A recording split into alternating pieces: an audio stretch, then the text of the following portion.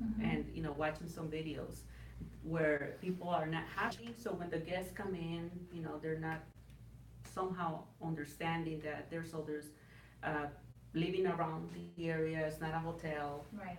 right? So can you elaborate a little more on that and give us examples? Well, it all depends on your zoning. Okay. But yes, in the city, it's supposed to be less people, less occupants, and no parties, because there is a noise ordinance that everybody has to follow, and that includes the guest, unless, like you said, if you're in a hotel. Like earlier, like I was mentioning, if you're in your neighborhood and you have your neighbor, you wave all the time, but then you drive up and that person is different every 2-3 times, it gets a little, nerve-wracking for some neighborhoods, because they don't know who's coming in. Right. And yes, some people have had problems with party homes, but you have to stipulate your rules, and make sure that your guests follow the house rules, and if they don't, there has to be some sort of repercussion. Yeah, I would believe that, going back to what we were mentioning earlier, it was having a guest review. That will impact the way they reserve later, right? So you could go ahead and say, this guest did not follow the rules. Rowdy, yes. There's been some horror stories from some people, and there's actually an agency, I haven't had that problem, thank God, but there is an agency out there, I can't recall the name, but they are, it's like, kind of like a alarm system, but it lets you know if the noise level gets higher. You can also have cameras. I have cameras on my property, outside only. Okay. You can't invade people's privacy, obviously, and Okay. but you have to disclose you have cameras. So I always tell everybody, there's cameras outside, so you could do that to ensure that people do follow your rules. But definitely, even when I applied with the county, they asked that, what would happen if a guest was to break a law? So, And a rule. So far, everything has been successful on your part. Yes. I think communication has a lot to do, to be Yes. honest. And I do understand that you are very communicative, so I don't see why they wouldn't understand what your rules are. Let me ask you, what about hotel union? What do you think about the hotel union? I know they're not happy about it. I think at the beginning they were not. Nothing was very positive. You're taking away from their Share. Yeah, just kind of like Uber and Lyft. Airbnb is part of that share economy phenomenon. So, a lot of the taxi drivers, especially in the big cities, New York, San Francisco, they were not very happy. So yeah, the union, they got together and they were kind of boycotting it. But I think they're kind of accepting it now. I talk to people, and even myself, there's times that I just want to go to a hotel and just be catered to. They clean after you. That you could do room service, and but then but most people, from what I've been reading, they prefer an Airbnb when they travel. And I think that people that have been doing it for a while, it's not it's big deal. They already seen it, they lived it, they know it's better comfort, it's affordable. So I'm pretty sure that the guests you're getting, are experienced guests. So there's different options when you sign up on Airbnb, and it's either automatic bookings, and I have that for only the people that qualify, and those are people that are experts in traveling. They've been reviewed by other hosts, and they also have to provide a secondary with the ID verification through another agency that Airbnb has. So that I asked for a driver's license. It doesn't come to me, but it goes to a secondary ID verification. I was gonna ask you about that ID verification. I read about it, and there's some opinions that not everybody's using it. Do you know why? I never get the information from the guest, but the second party verification does. Okay. So they'll make sure that the person that's booking is the legit. person. It's legit. It's a real person. Okay. So. But I would be thinking that the ID verification would be more to know if you're safe with this guest. That's not the purpose of it? It is, like when I went to Cuba, like I was telling you, they actually took our passport information. And, but she also told us, the host, that it was for our safety, because we were there as tourists. Okay, So that way, if something happened to us, but I mean, she didn't keep our passport. I haven't, here in the US, I have not had to provide an ID to the host. okay, But it's, I don't stay with the people. You have that option to stay, do rooms. I rent my whole house. So, I leave while. so far, nobody has gotten loud, right? You haven't had that problem. Mm-hmm. Well, your No. property is very big, so I would think that even if they got loud, neighbors can't Yeah, hear. it's out on the Sacramento River, and, it's almost on an acre property, so yes, my property is a little bit different, it's special. But if you're in the city, but they still have to abide by the ordinance of 10 p.m., no, before 7 in the morning, they can't, it's the same, So 10 p.m., restrictions. no more noise? no more noise. Oh, wow. To a certain amount, Okay. yeah. Okay, well, Yeah, that's just good, the same like when you throw a house party, we have to follow Okay. the noise ordinance. because you're still residential, of course, Yes, right? yes. Absolutely. Okay, do you need any type of insurance? So what type of insurances do you need to do this? So you have your homeowner's insurance, Mhm. but then also, it all depends on what you want to, cover. So yes, you have your homeowner's insurance, but then, if you book through Airbnb, which I always try to get all my bookings through there, because I get the $1 million, damage protection as well. Oh, So, yes. or if something happens to a guest while they're in my home. So by them booking, the fees that Airbnb collects from the guest and from the host, their policy is a $1 million that you I automatically see. get. So there's, pretty much you're paying insurance and the guest is paying insurance at the same time? well, the guest we're paying Airbnb, and Airbnb has the insurance, but you still have to have your own homeowner's insurance. I see. And that umbrella is, under that umbrella. Is there any risk waivers at all that you have to sign as a guest?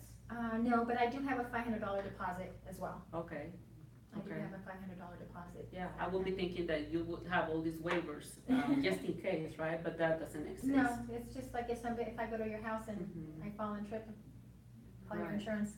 Right, I see, okay. And, tell me more about the Airbnb, is it Airbnb.com? Airbnb.com, yes. Okay, I understand it's an app. It's it's a website, but Uh-huh. it is an app.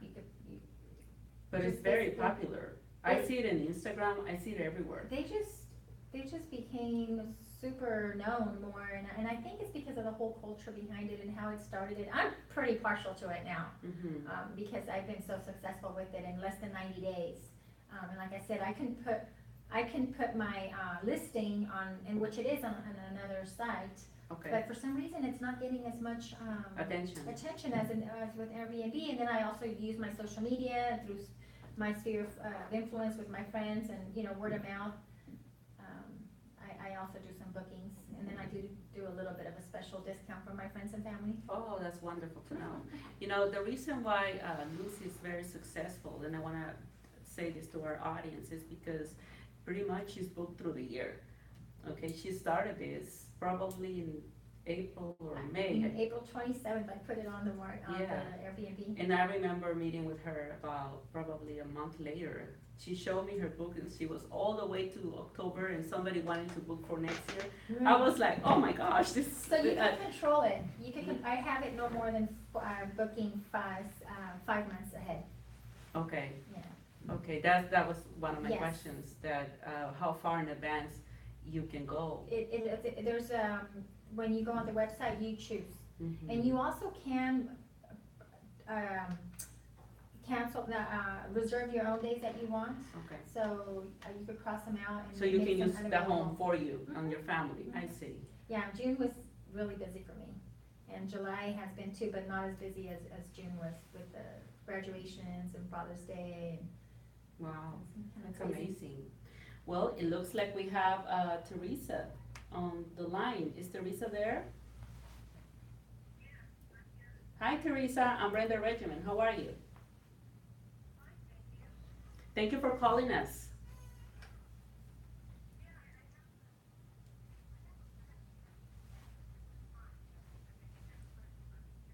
Okay, go ahead.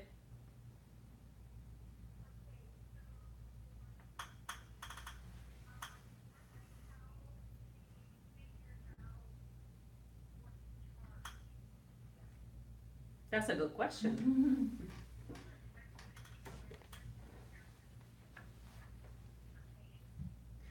Okay, hi Teresa. Well, you know what? Hi, actually, on the computer all the time, looking for homes in the area, looking for homes a little bit in different cities nearby Sacramento with the same amenities as mine. And since I'm a realtor, I kind of made it out to be more like comp. If I was to go and give you a price for your home, I would pull up comps. So that's what I did. I just got on Airbnb and searched for properties that were like mine. And I actually started pretty low, and within the first week I had 3 bookings, and then I thought, oh my goodness, maybe I'm a little too low. And so it was not until the month that I was able to get the right price point. And so far I think I'm pretty good. I didn't want to be too high to where I wasn't getting bookings. But I think I got the number correct now, and people are booking still. So I would just say do your research with like kind properties like yours, if you're thinking about putting your home on Airbnb, and then include your amenities. Does it? Yes, that's how I did it. And Airbnb does also give you a suggestive price of what they think your property would be going for. So in the area, but my property is pretty unique. There's not very many in Sacramento that are like mine. So it's kind of like when you're going to sell your home again. You kind of have to see what you have. But they do help you as well if you want to start off with their suggestion and then do your own homework. Did that answer your question?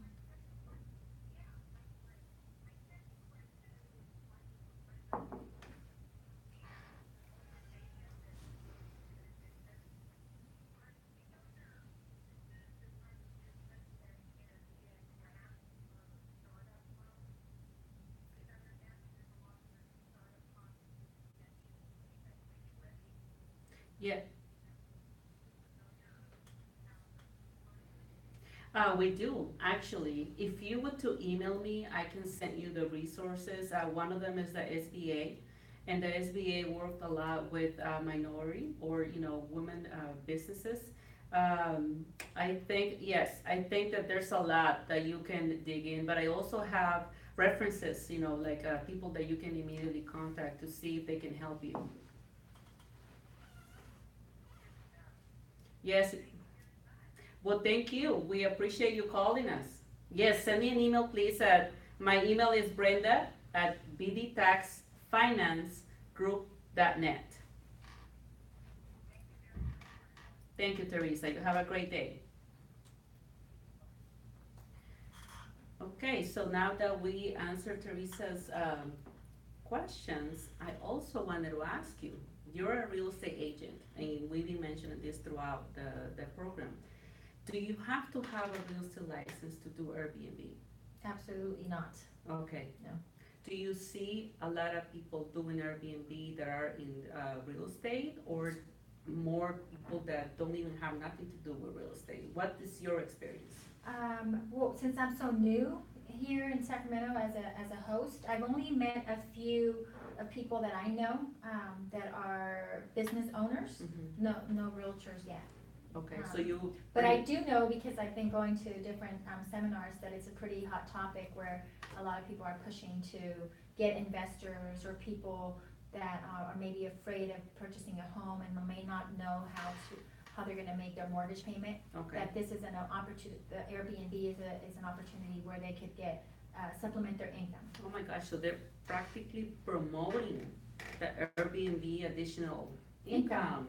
And That's amazing. lenders are taking the Airbnb income as income, so for you to qualify. Okay, So that's one of my big reasons why I'm trying to. so what you're telling me is that Okay, so let's say I was to buy a property that I'm interested in, and I'm still not sure if I can make the payments, right, the Well, monthly, the mortgage payments. Mhm.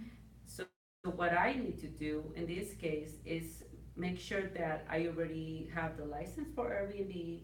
I have to start everything. Well, you have to have the house first, and, yeah, Okay, yes. so, but when you said that the lender is already counting in the Airbnb income, how would that So work? let's just say me, for example, right now, I've only been 3 months, but Mhm. in a year, obviously, you're gonna do my taxes, so Mhm.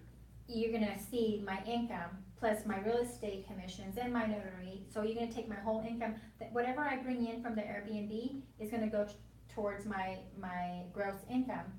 And if I wanna go out and buy a home, this is the reason I why I'm see. renting, I don't have a home of my own right now. Mhm. So I will be able to purchase property with taking in consideration that I have the Airbnb. Got it. Okay, Is that- I misunderstood you. Okay. I thought that the lenders were considering, the Airbnb No, rentals you- as income, but it's no. for your own. Yes, If you were to buy your own home. yes, so like right now, I have this Airbnb that I'm leasing, and if I Mhm. was to go and buy a property, it counts as my income, what I'm Okay. making. But what I was saying is that, people that are buying homes that may be afraid that, I don't want, payment may be a little too tight, I don't know how I'm gonna make my payments, this is a way that they can supplement their income if they wanted to, cause it takes a special person to do this. Of You have to course. like people, first of Of all. course. You have to be willing to open up your home and let strangers in, and, you have to be okay with You that. have to be brave. Lucy, hold that thought. We have to go on break, and when we come back, we're gonna hear more of your recommendations. Okay. Okay? Thank you.